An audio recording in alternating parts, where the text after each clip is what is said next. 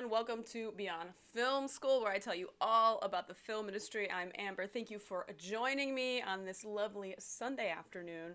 Got my coffee. This is my first sip. Hope you don't are not offended by my mug because this is like one of my favorite mugs. Thank you for everyone who's already commented in the chat. Silent Shred, yes, you are back with me. Hello, Julian Sight. Hello, hello. All right, so today we're going to be talking about not being liked in the film industry, and I really feel like this is something that really gets to people, and it really is something that they feel may hold them back. So we're definitely going to get deep in this, and I would love for you to comment, to let me know you're here with me during this live stream. Let me know that you're here. If you have any questions, please put them in the chat. I will address them. I will answer them. Hey, Maddie, hello, hello, hello. I am so happy you guys are with me. So yes, comments, concerns, questions, love to take them. And it is really just Ayed. Oh gosh, I hate that I cannot pronounce everyone's name, but thank you for joining me. Hello, hello, hello. All right, so not being liked. I feel like this is definitely like a part of life, unfortunately, and people just need to realize, hey, Jack is back. He was on my last live stream. I love when people come back and I just recognize their name. It is so lovely. I love it. I hope everyone can hear me all right, which you guys are commenting, so I'm pretty sure everyone can hear me just fine. Oh, Ayed. Okay, good. I said your name right. Oh my god. Yes. That makes my day. It's so great. So yeah, so being liked, and I feel like this is a really big point of anxiety for people when they are trying to enter I mean, honestly, when I talk about entering the film industry, I mean, this could go for anything really, but I think it's more with the film industry because it feels like it's a very small community, right? And it's kind of like a boys club for some females trying to get in or some women trying to get in. I know some people don't like the word female, so I mean, I don't mind it, but I know other women don't like using the word female. But being a woman trying to work in film, you worried are you gonna be liked? Are you gonna try and fit in? And those are really some really big concerns because it kind of it gets at you at your core of who you are as a person, right? It's like a personal attack. If they don't like who you are, then how am I gonna do this, right? It's like, no, I mean, honestly, you think everyone likes me? Definitely not. And I will say that over and over again in this live stream because some people are like, how can they not like you, Amber? Trust me on this. There are so many people who do not like me. And you know what I say to that?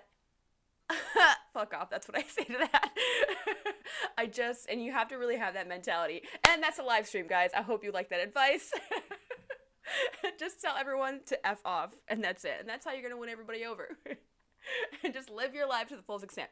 No, but really, it is a concern. And when I realize that someone doesn't like me on set or someone doesn't like what I'm doing or like how I operate or like what I've said or anything like that, I mean, I do feel like it does hurt. It hurts you, it hurts your feelings. You're like, why doesn't this person like me? What have I done? So the first thing you need to realize when you are working in film is that there's all types of people. Okay, there are all types of people out there. There are all types of. I hope my mic is oof. I'm moving it, so I hope it's not making too much noise. I'm sorry if it's really distracting noise-wise. Okay, so there are so many types of people, so many different types of personalities, all different types of backgrounds, sexual orientation, all different types of folks you will encounter on set. And while diversity is amazing, right? But you're not gonna mesh with everybody. It is so impossible. It is really impossible to mesh with everybody. You're gonna find people you mesh with. You're gonna find people you love, people you like to work with, and you're gonna find people you hate working with. I mean, it is just a fact of life. You're gonna get the people you are like, oh my god, I can't wait to work with them again. I cannot wait, right? But on the flip side of that, it's you're gonna get the people who don't like you, and you're gonna get the people who love you, right? You're gonna get people who can't stand you, and it's I think just realizing that, just sitting down with yourself and being like, it's normal. Not everyone's gonna like me. not everyone I'm gonna be able to win over. I'm not gonna get the best out of everybody. Like that's usually the goal when you're working on set, trying to like mesh well and trying to get the best out of everybody around you. But it's really impossible, right? You can try and make the environment and atmosphere a little bit better, but you can't win them all. And as soon as you sit yourself down and you realize, you really just like think about it, it's like, this is impossible. Not everyone is going to like you, and you're not going to like everybody. And that's the thing you have to realize. It's like, you are not going to like everybody, right? You definitely have your preferences. You definitely have your preferences and who you like, who you dislike. So it's the same when you flip it around. Not everyone's going to like you. Not everyone's going to like your jokes. Not everyone's going to like your sense of humor. Not everyone's going to like the way you dress. You know, like, it's so funny. I just saw gosh, I can't remember the Instagram account, but like they're one of their reels, and there was a girl who documented another classmate, and she documented everything she wore every day, and it was like some crazy stylish outfit, like, and it's almost like she was doing it to mock her almost, but almost kind of like, oh, she's being over the top, or she was maybe envious at the same time. And that's the thing you have to realize is like, sometimes when people don't like you, it's because they're jealous of you. And I don't want to really bring that up. And I didn't think about this when I was doing my outline, but I'm thinking about it now. It's like, if you are a super hard worker, if you're an overachiever, which I feel like overachiever is kind of like a negative term in a weird way. If you are someone who strives, you know, for excellence, someone who's like really trying to live their best life, go after your dreams, trying to, you know, you're really ambitious, you're going after what you want, you know, you're really productive. My friends make fun of me all the time about how productive I am, but it's only because they are like, I want to be like you, which is like flattering, but also like, don't make fun of me because I've done 8 things so far today and you've done 1. You know what I mean? So it's sometimes if someone doesn't like you, it's a point of like envy or a point of jealousy. And that's something that, you know, if you have someone that doesn't like you, I don't want to be like, hey, you're doing something right if someone hates you. I think so, right? Because if you are pleasing everybody, who are you really getting to know? And that's something like I really think about. It's like, if you're friends with everybody, who are you really going deep with? If you like everybody, like, it's okay. Tell me in the comments, honestly, is it possible to really like everybody? Because I really, really think it is not. It is not possible to like everybody. Now, I will tell you this. Every person I work with on set, literally every person I work with on set, I will find something that is good about that person, or like maybe they are, you know, they might be a grumpy dude. They might be like an asshole. They might be a huge bitch when I'm working with them, right? But then I'm like, you know what? But she really does that Exhibit G really freaking good. Or maybe she really works with that background really well. Or she's decisive. You know, like some directors I didn't really like personally, but they made their days, they were really fast, or they knew what they wanted, exactly what they wanted. All right, I'm going to the chat. I see hello Francisco. I want to say hey because you said hi to me earlier. I didn't get to you. I want to get into the filmmaking and I love it a lot, but I'm afraid of not getting clients. I'm still young too, but I always overthink about this. Don't even worry about that stuff. Don't even worry about it. Like, you realize that you're overthinking it, don't even worry about it. I mean, focus on getting that first client, getting the word out there, and then like going from there. Like, don't even worry about it, because some people are worried about them being too young. And I think a point of not being liked is like, oh, well, I'm too young. People are not going to hire me because I'm too young or something like that. And that's a worry for a lot of folks who are like in their early 20s. So I get it. I've definitely been there. But also looking back on my early 20s, I'm just like, who was I as a person? I didn't even know who I was, and probably didn't even know what I wanted. But Julian, no, humans are not designed to be good, deep friends with everybody. Thank you so much, Julian Sight. Thank you so much for that. I need some reassurance here, because I mean, if I'm saying some stuff that you guys are like, this broad is crazy, but like, honestly, it is not like normal for you to get along with absolutely everybody. And I mean, and when I see people on set who are like super charming and super flattering, and some people call me charming, and I'm like, wait a minute, what are you saying about me? But when I see people who are really charming on set, and I realize that they're like friends with everybody, I start to wonder, I'm like, what's going on with this person? I really start to like take that second look at them, because I'm like, are they able to, I don't want to say be two-faced or anything like that, but it's kind of like, you're adjusting your personality almost to appease every different type of personality out there. That's a lot of work, right? I'm saying like that is a ton of work that I am not willing to do as a person. I'm sorry. Because honestly, you cannot waste your energy being someone you are not. Like, why would you waste your energy on being someone you're not, just trying to like be friends with everybody and pleasing everybody? Like, please don't do that. You're gonna waste so much energy. You're gonna be mentally drained, mentally exhausted, and it's just not gonna work. It's just not gonna, you're gonna be like burnt out after like the first week of being on set, because you're gonna be with these people 12, 14, 16 hours a day. Hopefully less. I mean, hopefully you have 10-hour days. I mean, I worked in a job where we wrapped in 10 hours every day. I was blessed. I was so blessed. So hopefully you have shorter days. But like, even when you're working like 10 hours, 12-hour days, you're really getting to know these people. So for you to fake it for that many hours is exhausting. You're going to be burnt out for like no reason. And that's when when I first started out, when I first stepped on set, and I'm not counting when I was a camera assistant, like when I started out in New York and I was a set PA and I was on the AD track, like I had a really bad attitude. I was really closed off. I didn't really understand anything. I was really stubborn, so I was like, what the hell am I doing here? What am I doing? And I was really, really quiet, and I didn't really talk to anybody. Because, one, I was a massive introvert, and you guys don't believe this. You don't believe this. I'm an introvert. I am. It is exhausting. Like, after I am done with these live streams, I don't want to talk to anybody for, like, hours. I want to read a book. I want to go on a run, zone out, not talk to anybody. When I do my set PA classes, I am utterly exhausted, and I'm like, I love doing that, but afterwards, I'm like, whew, gotta step back, gotta recharge, don't want to talk to anyone, and obviously my voice is heard after that too. So, but when I'm on set and I'm like trying to be someone that I'm not, and I feel like I was kind of trying to, like when I realized that people weren't really talking to me, well, first of all, my thing was that like I was really standoffish, I was really aloof, I was not someone who was welcoming people to come talk to me, first of all. So like me making friends on set was super, super tough. And thank God that like there was one person that his name is Alex, and he's a second AD now. And I owe a lot of my career to him, because like if he didn't appreciate my work ethic, because I connected with him because I was able to work hard, and he saw that, and he saw that I was trying, I put the effort in, and then we connected on that level.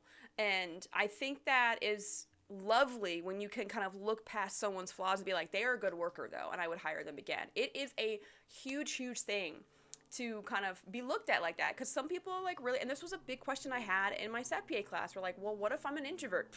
It's okay. We're all out here, like, half the industry is made up of introverts, man. Like, it's like 50-50 out there. I don't want anyone to think otherwise.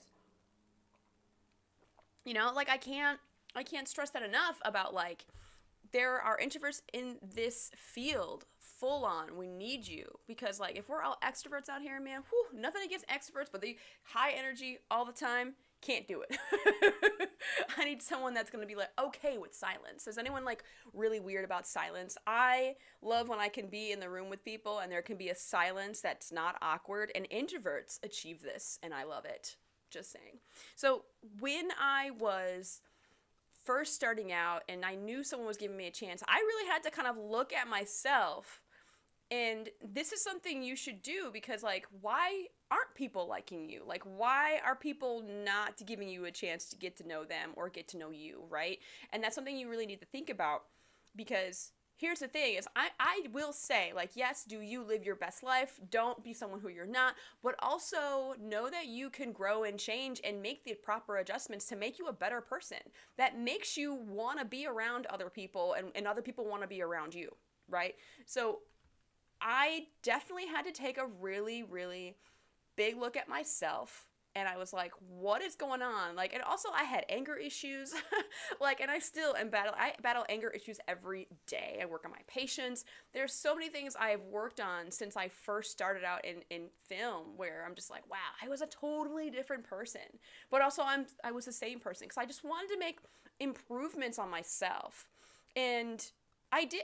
This is the thing that I struggled with, is that, like, yes, I was an introvert, but I also like making friends. Like, I like having friends. It's not that introverts don't like having friends. That's crazy to even think about, right? So introverts like having friends, and people who are quiet still have friends. They still have people they're close with. They interact differently with people. So, and I feel like this is getting a little really introvert based. I'm going to try and stay away from the introvert extrovert thing. So I don't want to leave the extroverts out here.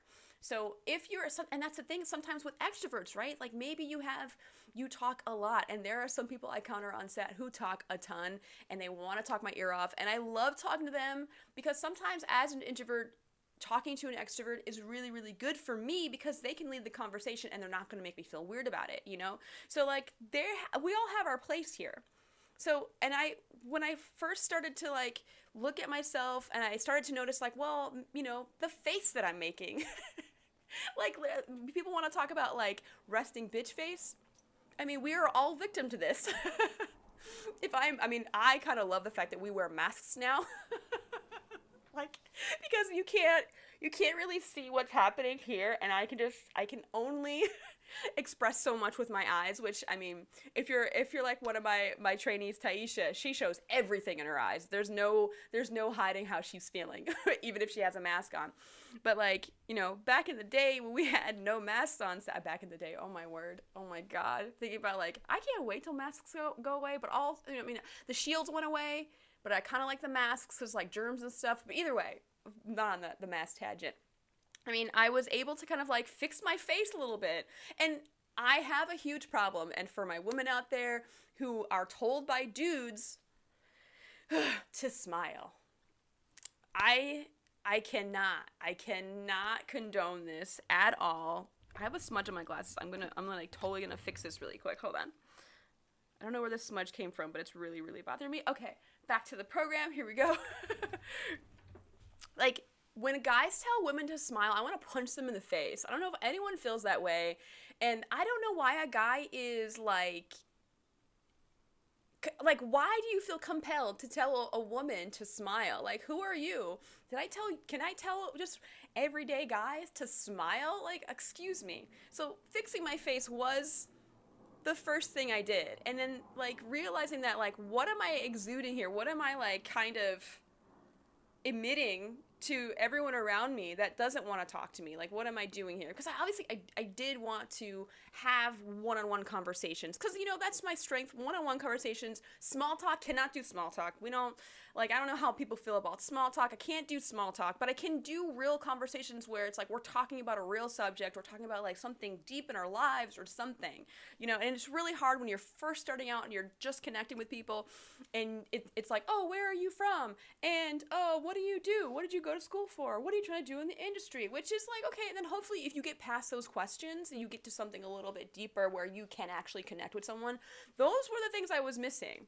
So, I mean, obviously fixing my attitude was a huge thing. That was a huge, huge thing. Like, why am I there? Am I on set and hating it? Or am I going to be on set and I'm going to make the best of it, right? So it's kind of like when you get those like menial tasks where you're like, oh, I don't want to do that. But it's like, that's the only thing they gave you to do, so you might as well do it the best you can with the best attitude you can, and I definitely did not have that. And that's why, like, one, they didn't give me more responsibilities, which is, like, a huge thing. It's like, with each thing they give you, it's like a task, right? So, like, it's a test. It's a test. Each task is a test, so each task, pass that test with flying colors as best you can, no matter what they give you. And that was a huge thing that like really held me back when I first started. I was like, why am I doing this dumb shit? Because I guess I had to get over my ego of like, I should be doing something more than this. I should be doing something better. That type of attitude, which is like, that's gonna get you nowhere fast. And that was the reason why I wasn't hired for like a lot of stuff. I was like, why am I not being called back? You really gotta look at like who you are as a person and what you can improve on. But then like when you get to the spot where you're like, yo, I feel like I'm a well-adjusted person, you know, I have a good attitude, and then people are still like, what the hell? Like, you're still gonna have those people, maybe a lot less of those people who are gonna be like not hating on you. But then you get to the jealousy territory where it's like you get too good apparently, and then it's like, oh, well, she thinks she's this, or she thinks she's that, or he thinks he's this and that, or then you get the people saying like, oh, she or he thinks they're so much better than I am. It's like, you can't even worry about those people, because those people are those folks, I would say, are really coming from a place of jealousy because they're not like you, right? They're trying to be like you and they're not like you. So that's the thing. It's like that's their own problem. Let them have their own problems. Like, honestly, let them have those problems, because that's not about you. That's about them. Okay, that is about them, full on about them. Okay, let's go to this chat. There's some things. Thank you, Ashifa, for loving this topic. Thank you so much for watching, and I appreciate. Yo, what's going on with my camera? Okay, here we go. AP Vlogs, thank you so much for joining me again. I remember you from my last live stream. Hello, hello, hello. Aid. Okay, so that's for Silent Shred. Let's see. Cecile, hi, I'm a young student who would love to work in the industry and thinking of applying for internships. I don't have any connections at all, so I don't know how to start. Listen. You got to do it. You got to apply for those internships. Don't think about, I don't know, I don't think, I'm thinking of, like, just do it. Start doing. Like, stop thinking about it. Start applying. Start submitting your resume. Start getting out there. Go after it. You cannot just, like, wait around and think. Like, yes, you want to, like, think, write things down, have a plan, but then you gotta, like, you have to have the portion of time where you're gonna go out and actually do the things. You have to do the things, okay? I think filmmaking based on self-taught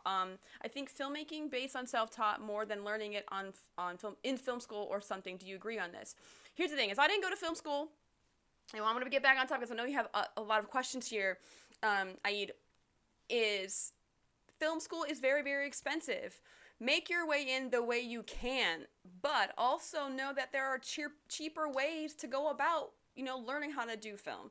I went to a regular college, and I get this comment a lot. I think I got this on my last live stream. Someone commented, like, where did I go to school? Did I go to college? Did I go to film school? No, I did not go to film school. I went to a college. I went to SUNY, Buff State. I went to UB, then Buff State. And their media production program was, like, exactly what I wanted. It was like, I want to learn how to use tools. I want to learn how to, like, use editing software and how to set up lighting and how to use a camera. And, like, the other school I went to didn't have that.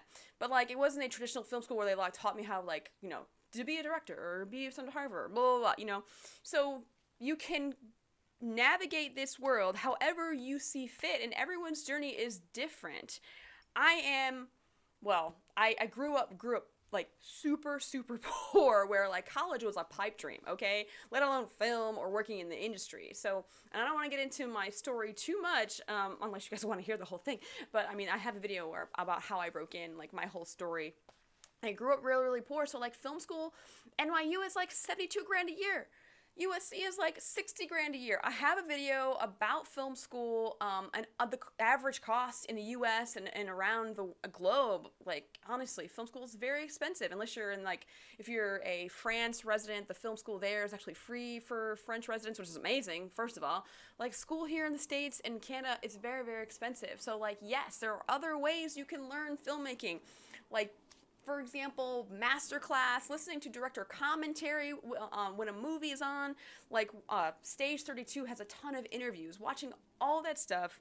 Like, YouTube obviously is a really, really great resource on actually how to, like, light, or how to, write a script. And actually, my next video coming out is about how to go about your first script. Like, script success for new filmmakers, like how to get something made, like writing something so it actually gets made. So that's my next video coming out this Wednesday. And it's really, really important, like, starting small, start just, like, learning how to film, just taking your camera and just trying things out. Like, literally, that's all it takes. Sorry, I thought that was, like, a very, like, it was a really, really big tangent for you, but, like, honestly, you do it however you see fit, because you can learn filmmaking so many different ways, and the best way is to just try it out. You, your friends, start making a movie together. Like, just get an idea and start just making something and see if you can make it happen. Like, just try and go after it, like, honestly. Oh, good. So there's some good feedback with, like, my next video coming out, and I was really good to make, because I'm like, this is how you start. You have to start small, and, like, I can't wait for you guys to see this video. I hope you love it. So yeah, it'll be out Wednesday morning, I believe. It's like 8:30, because after this live stream, I'm going to be editing, and then I gotta shoot some more stuff. It's a whole lot of stuff. All right, so not everyone's gonna like you.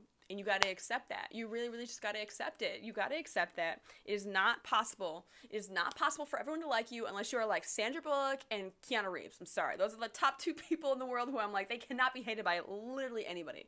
If you hate those 2 people, something's wrong.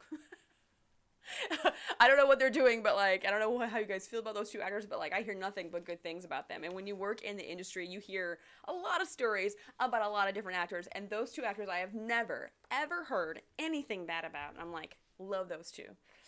I feel like Sandra Bullock was like, I loved her growing up. Oh my God, she was amazing. I feel like I looked up to her. She was like an idol of mine. I feel like it's really weird. Okay, I don't know. This is really weird how people talk about like representation on TV, and this is total tangent. Sorry guys, I gotta say it.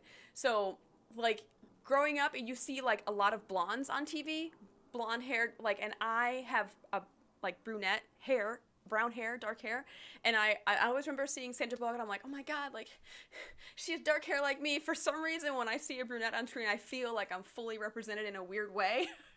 That literally I don't know why.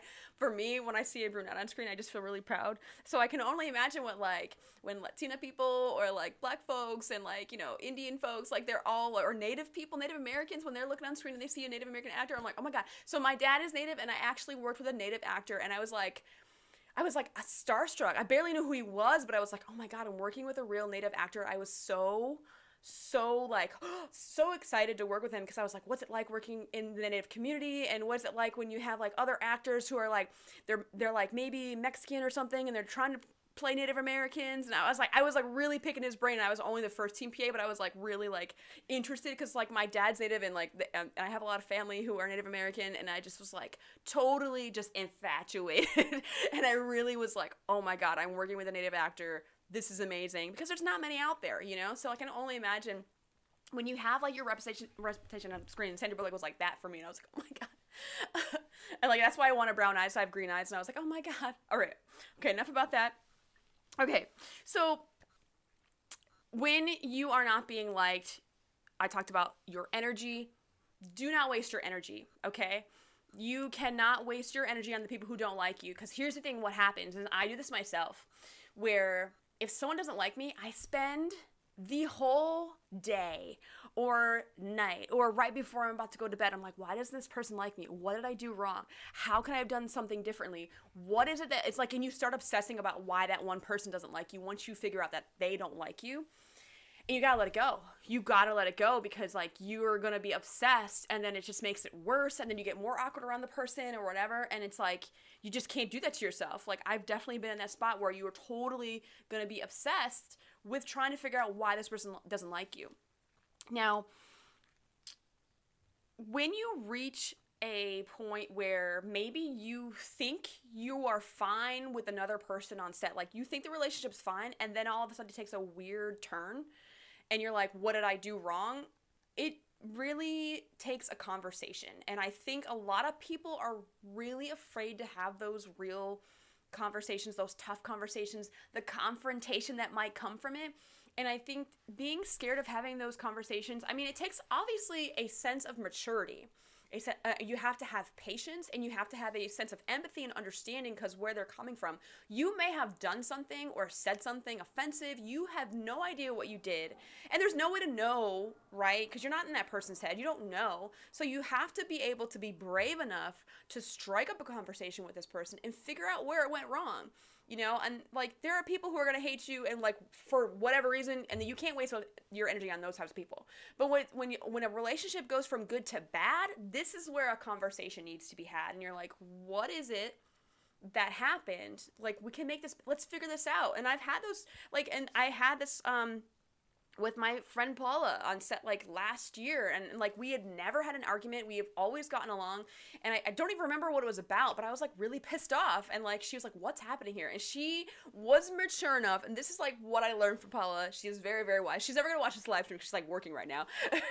But like that's what I learned from her. Like she just was like, okay, let's figure this out. Like, we don't have this type of relationship. Like, what's going on? It was like, and she had to like drag it out of me, like what the problem was. Because I'm usually just a person who will just deal with it. I am that person who's just going to be like, you know what?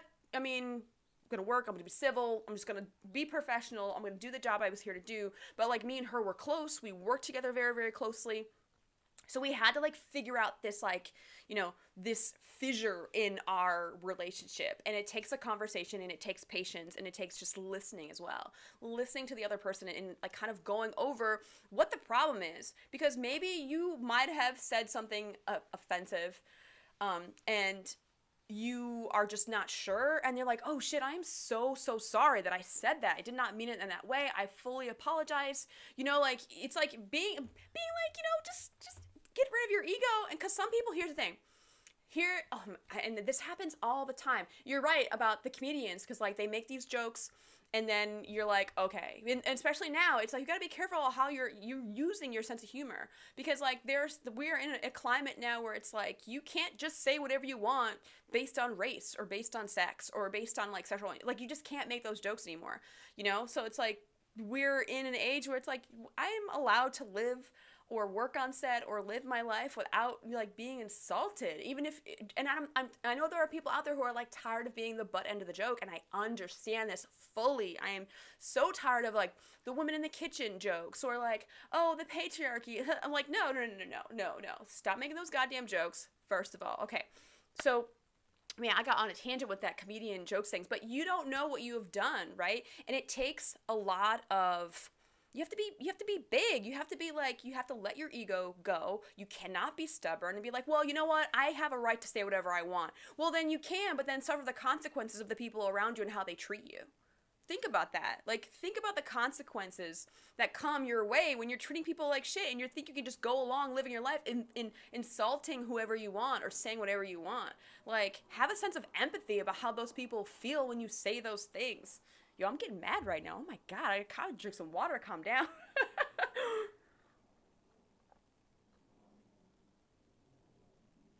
Oh God, no. Okay, I'm gonna get this chat. You guys, thank you so much for commenting and using this chat. I appreciate it. I love you guys. Powelk1234. I hope I'm saying your name right. You were like, yep, I hate that we have to think before we say something. Bad habit of mine. What? Honestly, everyone should be thinking before they speak anyways, right? Because if you're going to say something, make sure it's, like, meant to be said and, like, you mean what you say, right? Like, I cannot believe, I'm sorry, I'm laughing at this, but, like, yeah, you should probably think before you speak, and that probably goes for everybody. Not to come at you at all. I'm not coming at you at all. I'm just, like, but that's, you're like, that's a bad habit of mine, because some people kind of, like, there are some people who don't have an inner dialogue in their head. I forget, it's like a weird, it's not a weird condition, but like people have that where they don't think inside their head, and they don't have like a monologue happening in their head. They just like say whatever comes to them, which is like, thank God that doesn't happen to me, because man, I would say a lot of things that would piss a lot of people off. Oh my goodness. So yeah, conflict resolution is gonna be really, really good for you when you have a good relationship going bad. And getting into working with someone that you don't get along with and that you know doesn't like you and you are just like, I can't stand this person for whatever reason. Doesn't need to be explored what the reasons are. You just don't get along. And I've had these people, and it happened to me a couple weeks ago.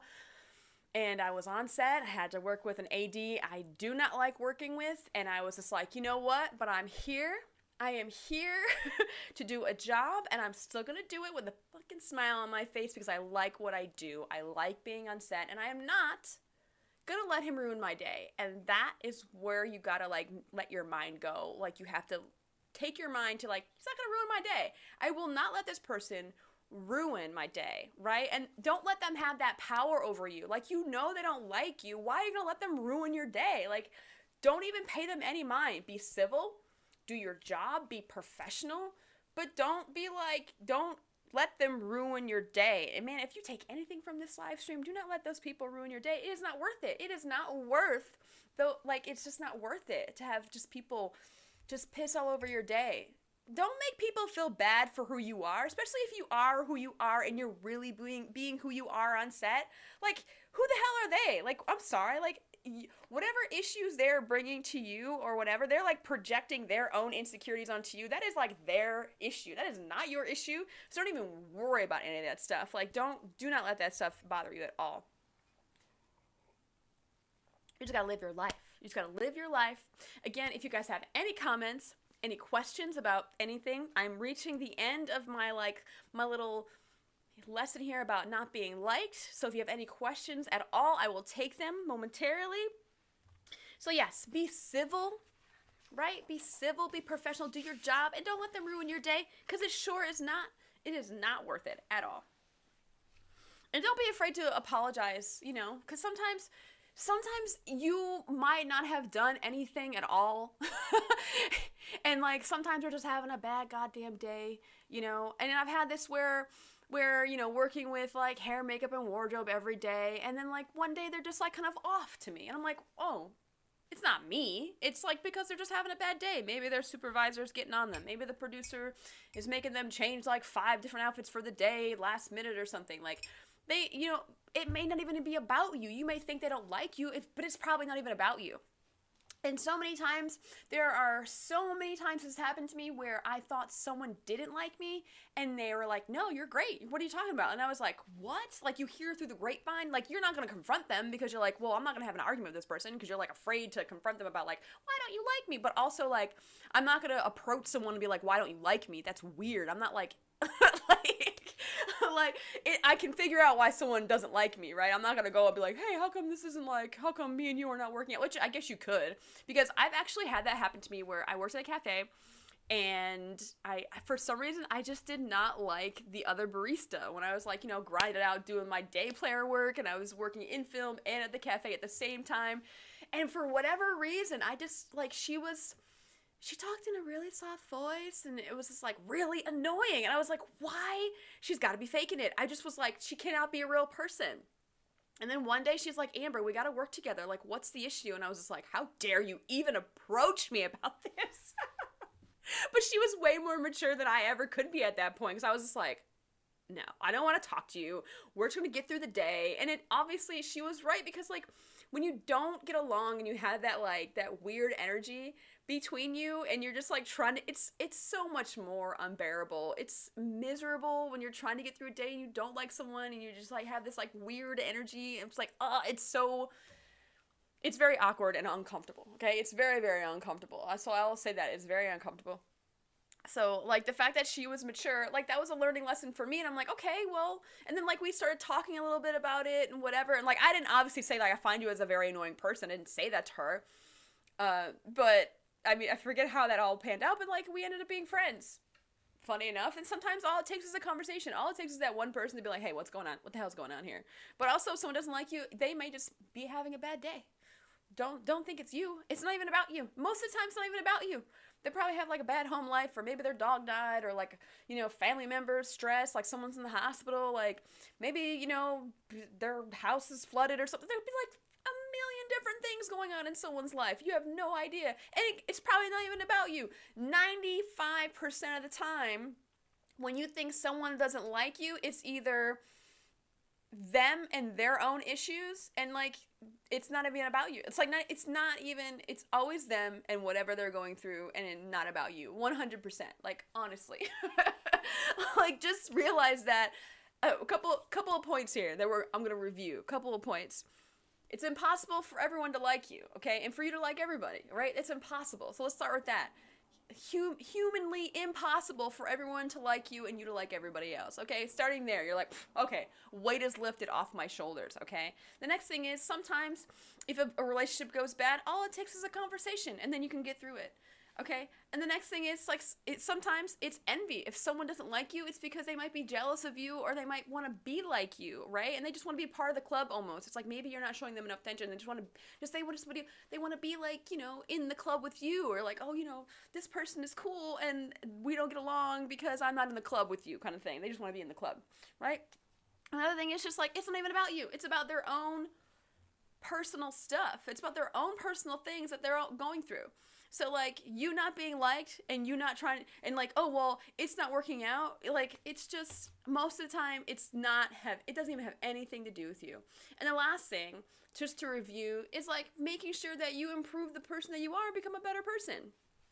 You know, just become a better person. Think before you speak. Like what's our Poec1234 has said, you know, actually keeping, you know, think before you blurt anything out. There's a lot of points there.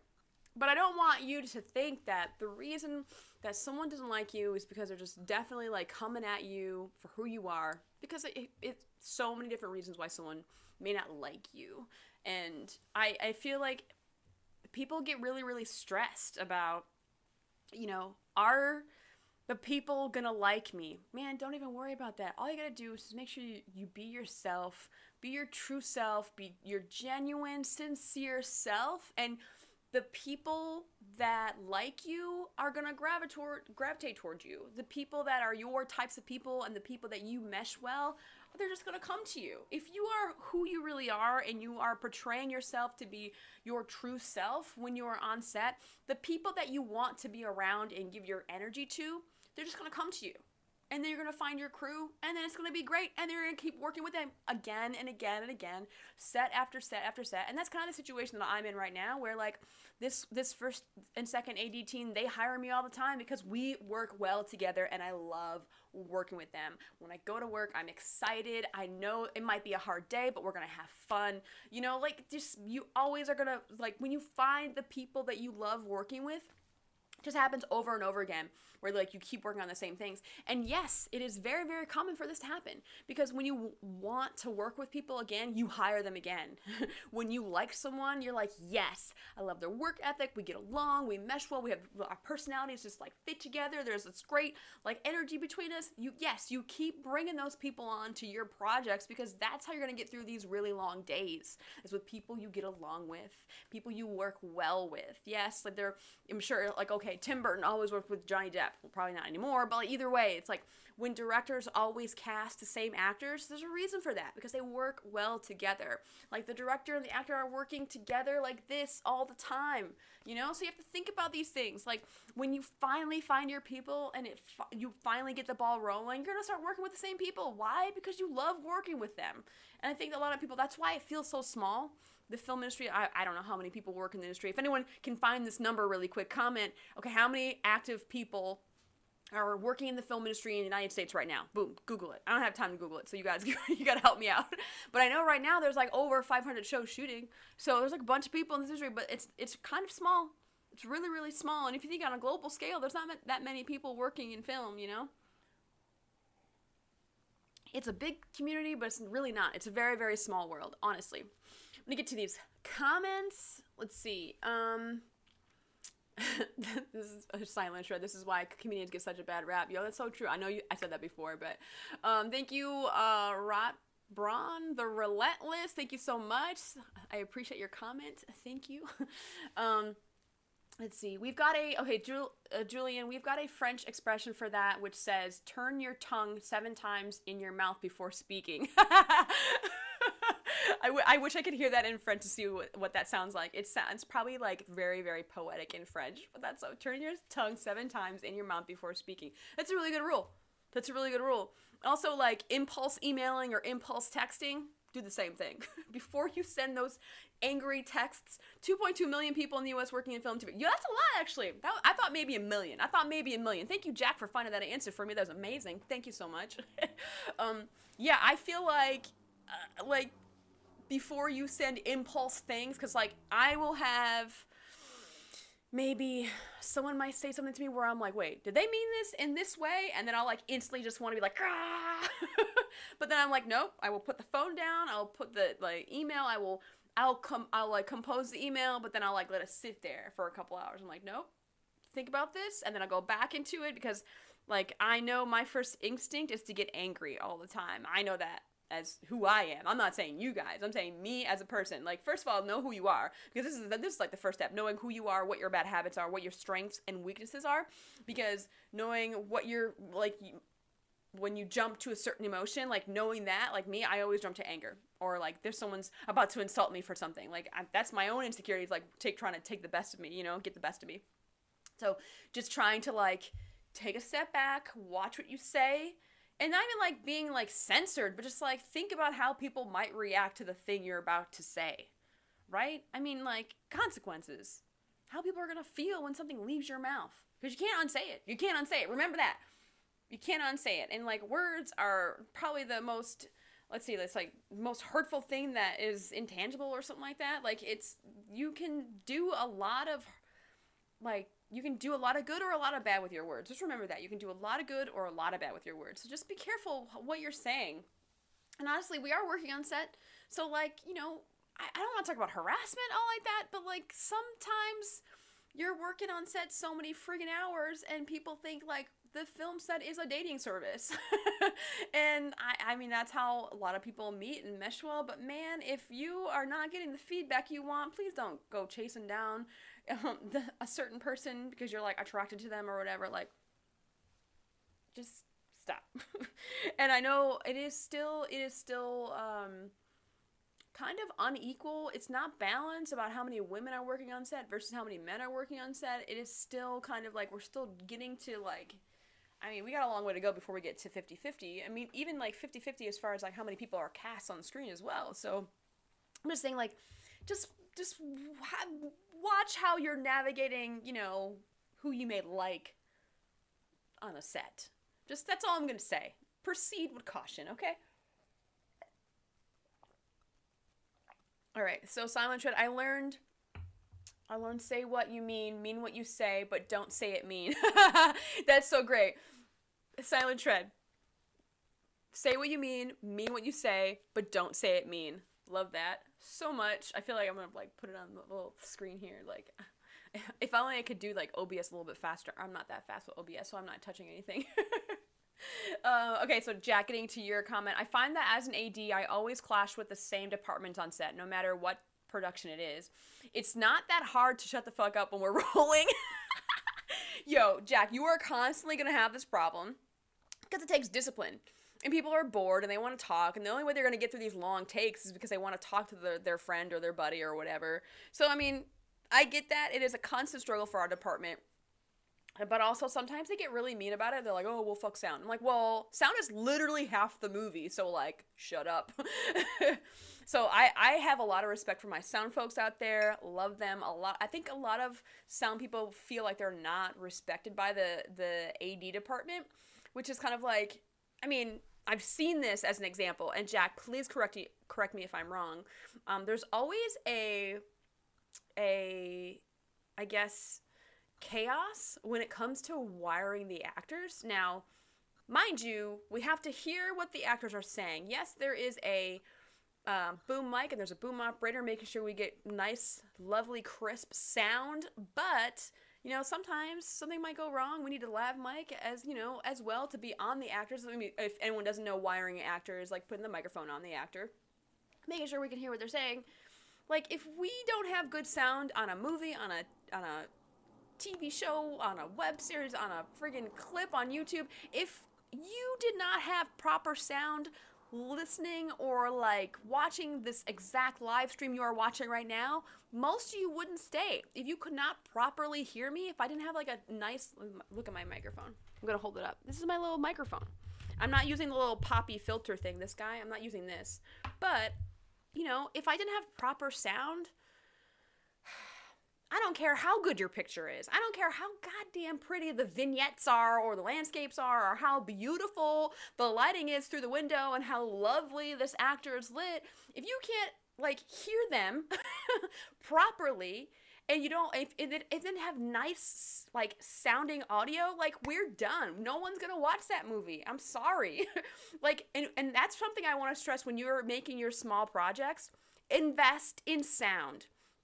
And people always want to invest in the camera, and I'm like, no, like, literally, you can get really, really nice stuff with your phone. Now, this is a Google Pixel, and I love this phone. The pictures are amazing. The video is amazing. You can use your iPhone, whatever you want to use. Like, You can use this phone. Man, I swear to God, I'm about to like write a 2-minute film and then like post it and be like, I did it all with my phone. And I did it with audio that was like on my phone. You know what I mean? Like, use your phone for the camera, but then like invest in audio.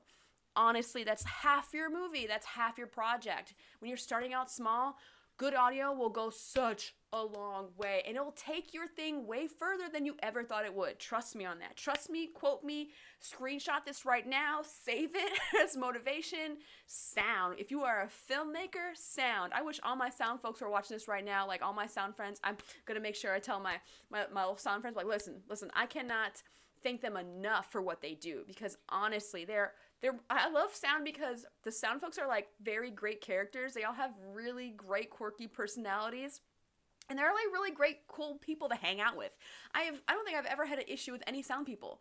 And as an AD, I think there's that weird animosity between the sound and the AD department because it takes long to wire an actor, you know, and sometimes it stems from the sound department feeling like the AD department doesn't respect them, because the AD department's in charge of the actors, right? So it's like there's always this weird fight back and forth. But if you start a project and you're like, yes, sound is very important, you let them know they're important, because honestly, every department on set is super important. And there shouldn't be this weird animosity between any department on set, because in order for this movie, this TV show, this project to happen, every department needs to work. They need to do their best. They need to do the thing that they're hired to do. Because trust me, producers are not going to be hiring anyone that's like not needed on a set. Trust me on this. Everyone who is there on a set is needed. I cannot say this. Needed. Everyone that you see on a set is absolutely needed. From your set PA to your sound mixer to your grip to your gaffer to your like electrician to your costume, your key costumer, like to your props people, like set dress.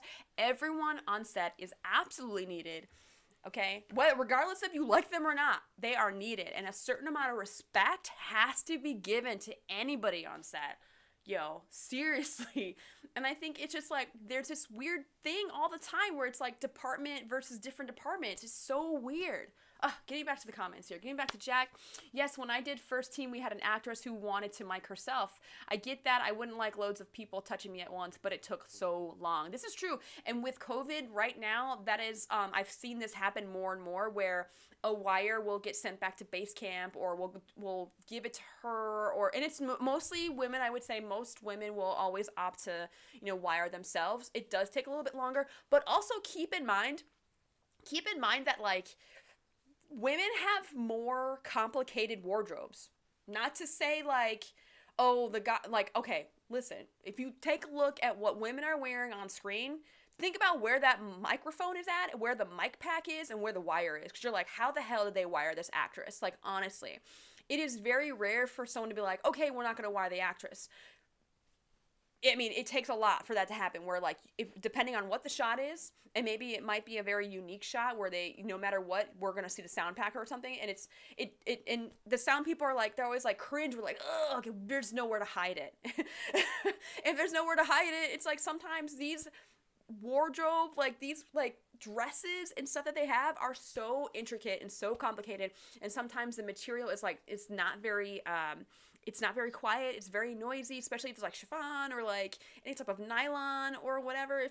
Listen, we're not putting our actresses in like nothing but costume type stuff, or cotton type stuff, like where it's like you don't really hear them moving around. But man, they put women in some crazy ass outfits on screen. Like, let's be honest.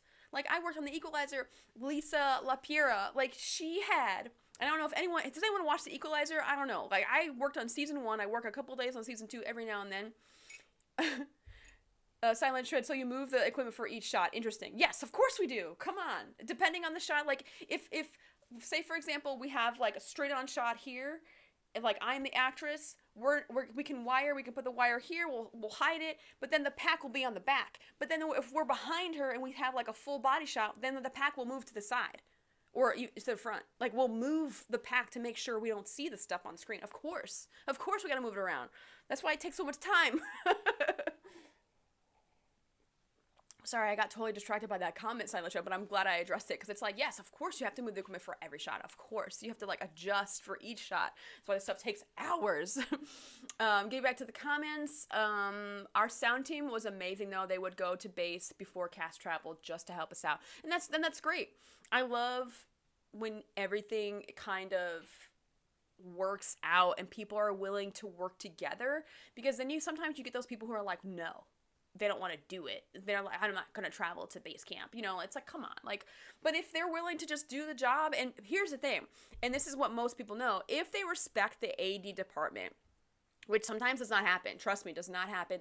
They don't. Not every department is going to respect the AD department. If they respect the AD department, they will go out of their way to make sure the ADs are not waiting for them, right? No department, and I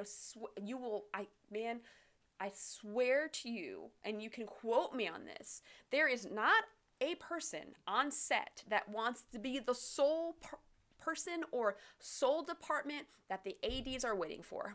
Trust me on this.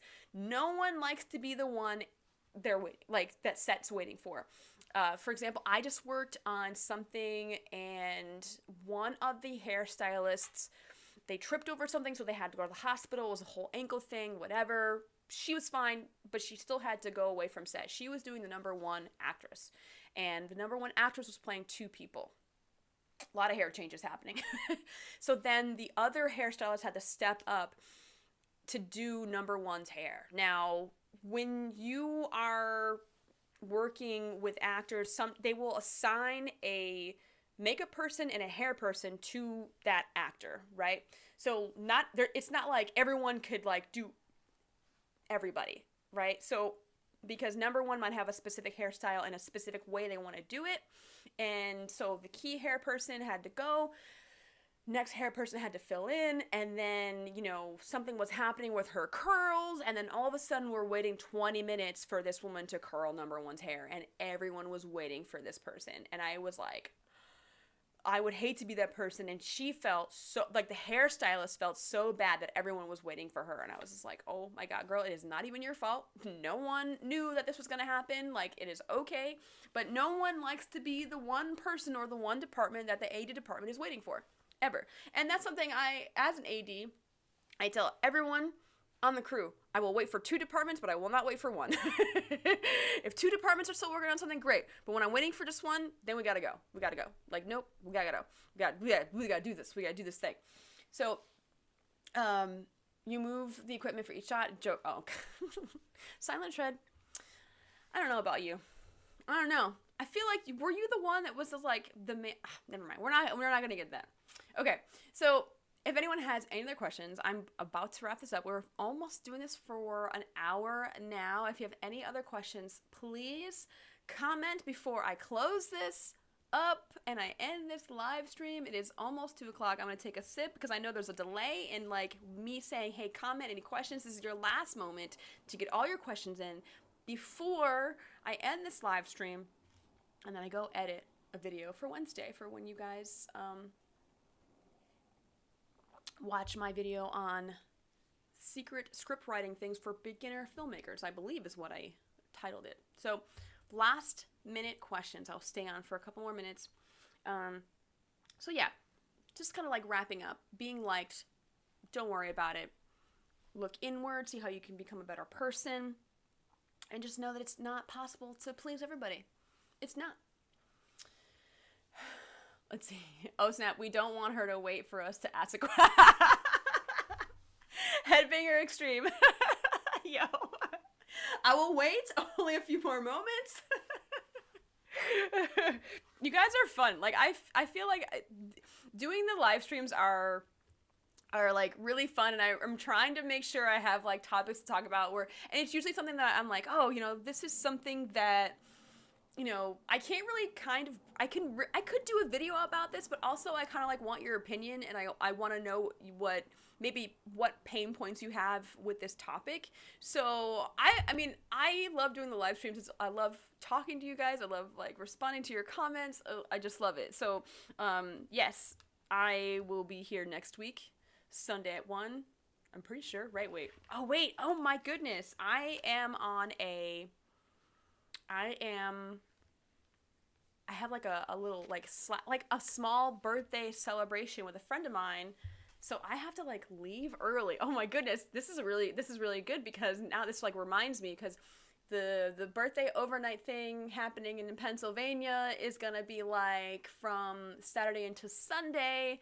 So maybe I have to get up real early on Sunday to make it back to live stream from this seat. If anyone talks about like being a YouTuber, it's very tough to keep a schedule. One live stream a week and then one video a week. It's actually kind of tough when I'm like trying to work on set. So my next job, I'm off for a couple weeks, thankfully. I have a couple days coming up where I'm going to be on set for this project, but then the principal photography starts March 14th. So I'm trying to get all the things in to make sure I am ready to like post videos rapid fire and then like hopefully can just ease into these Sunday live streams. Also, I will say that March 20th, just kind of like put my own little plugs out. March 20th is my next resume workshop. So if you guys have any resume things, trust me, some people, I'm going to say this in the video. I actually wrote this in a video last night. I wrote another video. That video is about, does networking actually work? Like why networking doesn't work. I can't wait to make that video. I'm probably going to make it tonight, but like networking is such a thing I want to cover. And I'm like, I hate the word networking. That's like your little preview of that video. But I talked about how, oh my God, I totally lost my train of thought. Oh my goodness. No, I lost my train of thought. I knew it was going to happen. It's my worst fear, losing my train of thought when I'm on these live streams. Okay, but in the meantime, I'm going to go to these comments. So there's some comments building up. Julian, thank you so much. You're thanking me for this live stream. Thank you so much for watching. I appreciate you. And you guys have been there since like the beginning, since the hour started. So Tyler's vids. On one job, I had to do publicity for a short film and had to follow everyone with a camera and everyone hated it. If I need to do it again, how can I do it without pissing people off? Here's the thing is if you're doing stills, that's a tough job. First and foremost, it is a tough job. Know that your job is tough. But here's the thing is you are hired to do stills and some like maybe like video promos and stuff like that. If you don't deliver on your job, then you're not going to be hired again.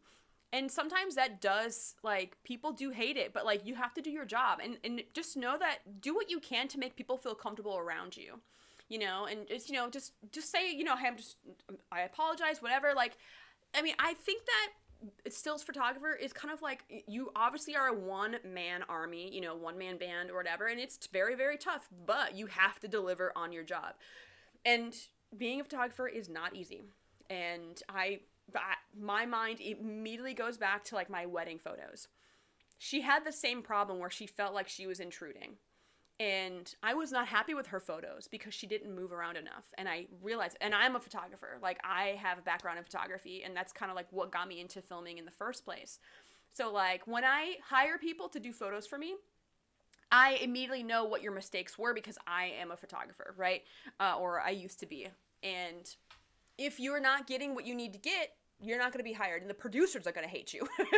So think about who hired you and the job you're doing, because that's going to get you through that, like, people are getting upset with you, but, like, also just think about how you're treating them as people, you know, and sometimes what happens, like, you might be picking the wrong moments, maybe sometimes, or getting too close. Like, you have to kind of read the room a little bit and give people a little distance when you can, but also get the shot. So, Tyler's vids, that's my advice to you, and I hope that helps. I really hope it does, but, like, honestly, you have to deliver, right? You have to deliver those photos. Like, you cannot, like, oh, but people are gonna hate me, but, like, you gotta get over that, because stills, very, very tough. Super tough, and they should know why you're there. They know why you're there. Like, come on, your PR for a project is super important. Super important, I'm sorry.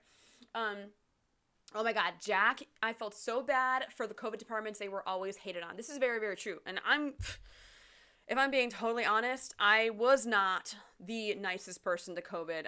Sorry, but man, sometimes I'm just like, when I would see the injustice, like they would tell me to do something, but then like the next guy next to me, they wouldn't tell because like the guy was a bigger, more intimidating guy. So I'm like, wait, why are you telling me? You're not telling this person. Like, I would be like, yo.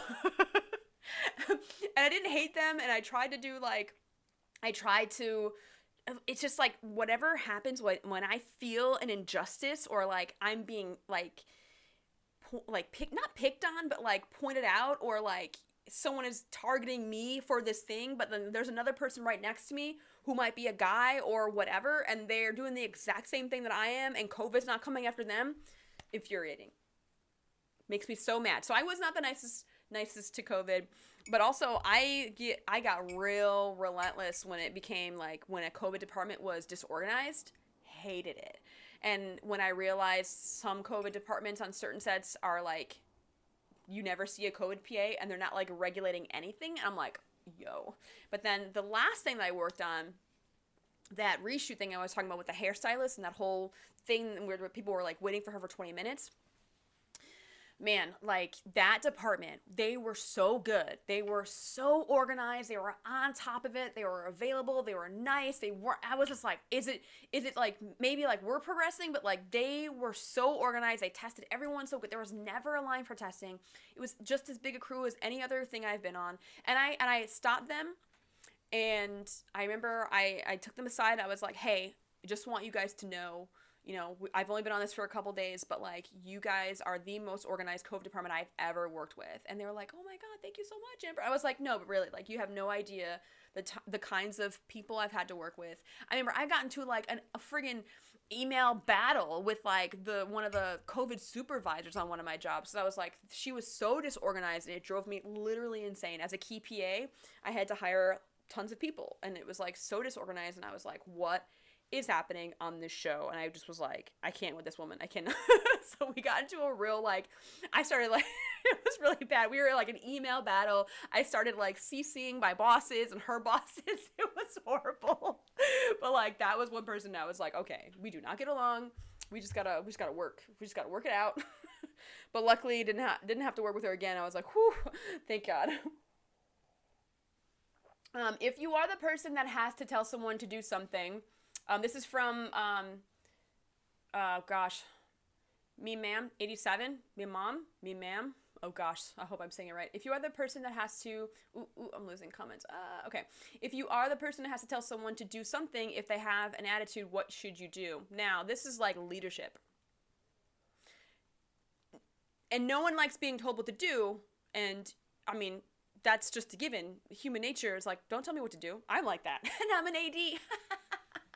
I hate being told what to do, but also like we're all there for something. It's all about how you're telling them.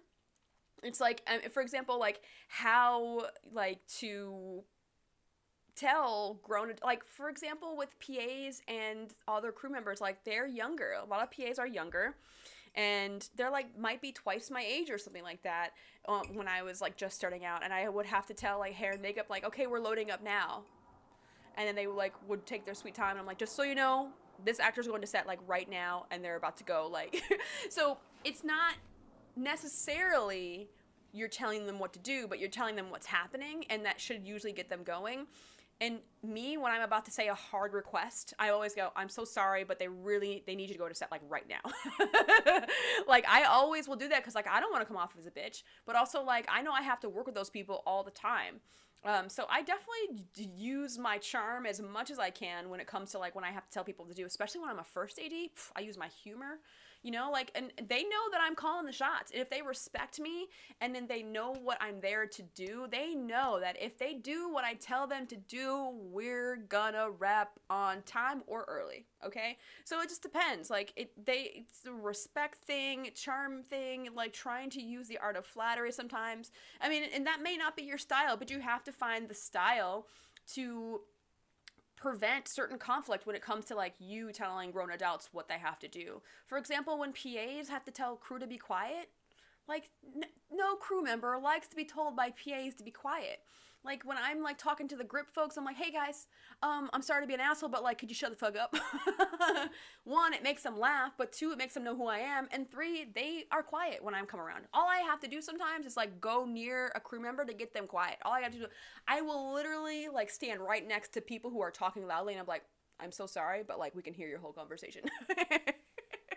So there's like different ways of just being like, be quiet, you know, like certain things like that. Like just kind of trying to see what your options are. Try different things, because sometimes like it might not fall as good as you think it might, but sometimes it'll make someone laugh and it makes them be quiet, or like it may make them do whatever you need them to do in just a better way. So I hope that answered your question, MeMam87. I hope so. Hello, Dallas Dan Digital Productions, live stream with funds. I missed it. Will wait for the upload. I'm sorry you missed the first half of this, or the first hour of this, Dallas Dan. Silent Shred, I will miss next Sunday show. I have a movie shoot. Ooh, congratulations on that. Yo, my camera will not stay focused, and it's really starting to make me mad. Like, what is happening right now? Stop this. Stop this nonsense, camera. There we go. Focus. So yes, I have Silent Shred. I will miss next Sunday's show. I have a movie shoot, my first as a zombie. Woo, that's awesome! Congratulations on your movie shoot. I'm just saying, let's get up, Silent Shred. Any day on set is better than no days on set. And yes, killing it, getting on set. I am happy for everyone who's getting on set. Jack, thanks Ambers for the live. Can't wait for the next one. Thank you so much. Let's see. Honen. Oh my God. Hohen. Oh my gosh, I can't say that. I feel like illiterate when I'm reading some of these words. Productions. I saw not being liked in the film industry and said, oh, they're talking about me. Yo. It's funny because like when I posted on my Instagram that I would be live at 1, one of my friends was like, oh, is this going to be all about me? Because I know you hate me. And I'm like, oh my God. Like, shut up.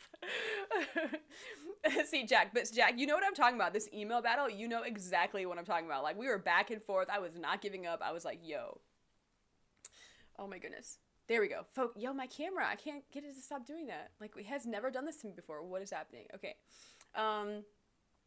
Back to Hohem Heem Productions. Every COVID department I've dealt with on set is on their shit. That's good. That's amazing. But most of that work has been in Chicago. We're in and out for tests, no lines because call times are staggered. Yes. So like I was working on one show where, oh yeah, the same show where I was like, this COVID department's amazing. They staggered our call times. Like there was like a PCR test and a rapid test, and like we couldn't work until we were cleared every day from a rapid test. And I was like, well, this is intense, but also like I'm kind of glad that we're doing this, so like we're really safe and stuff like that. So yes, that is a blessing that you've had such good COVID departments. Like honestly, that's amazing.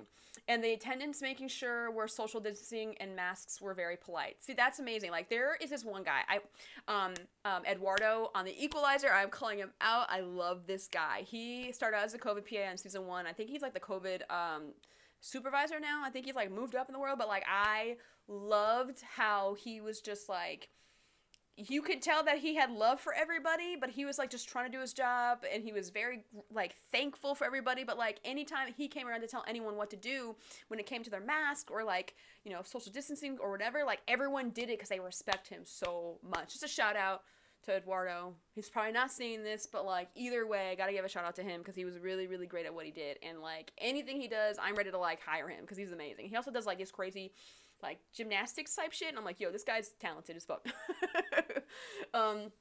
Back to Jack. Yes, sometimes the checks take their 5-minute warning as a 5-minute warning to put their cup of tea away. Like, no, yo, Jack, this is true.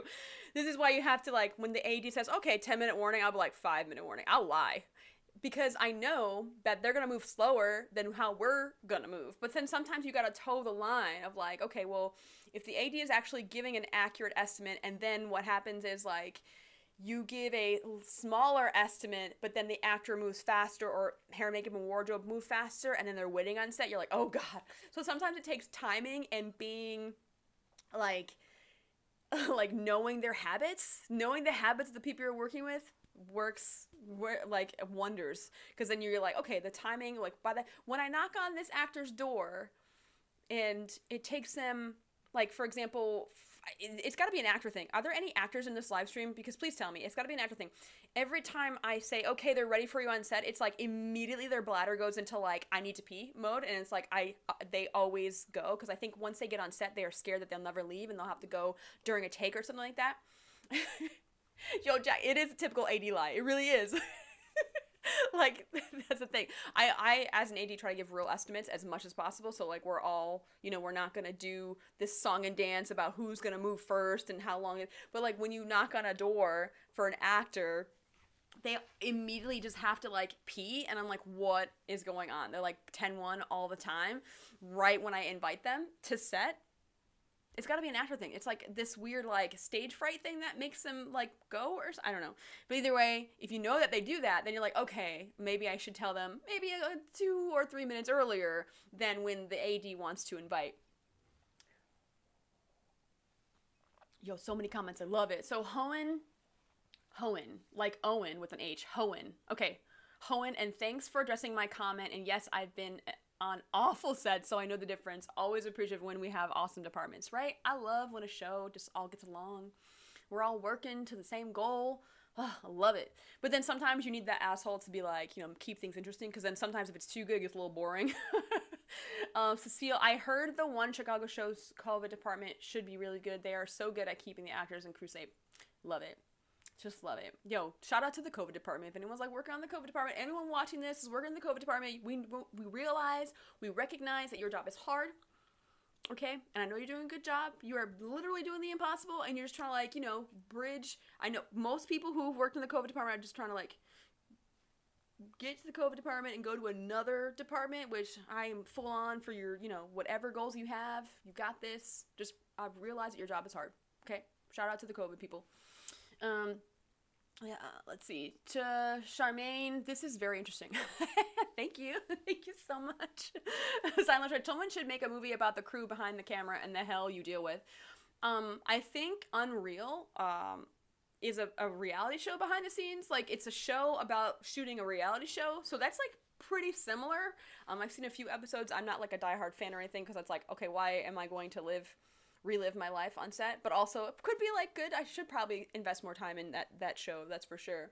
So yes, I mean, but I love documentaries and stuff like that about like behind the scenes. Like this is probably like so stupid, but like Just Like That, I watched Just Like That, the documentary on HBO yesterday, and I'm like, oh, I love it so much. Like, you see the behind the scenes and like the costumes and like how people are interacting and like bringing back Sex and the City. It was so great. I love the behind the scenes of like documentaries behind the scenes of like things that are shooting. So yeah, I definitely agree. 10 minutes from production means 3 minutes for acting. Yo, exactly. But not always, because then you get actors who are like, for example, a really good actor, Tori Kittles. When I say we're ready for on set, he immediately steps out of his door. Like, he's like, okay, gotcha, comes right out. I'm like, oh God. And then you run the risk of like, oh crap, they're really not ready. So it's kind of like, not all the time, because some actors are like, let's go, let's shoot this, let's do it. Like, and they're out their door like nobody's business. They're like out the door. Silent Shred, I've heard that idea from every PA and sound mixer I've ever worked with.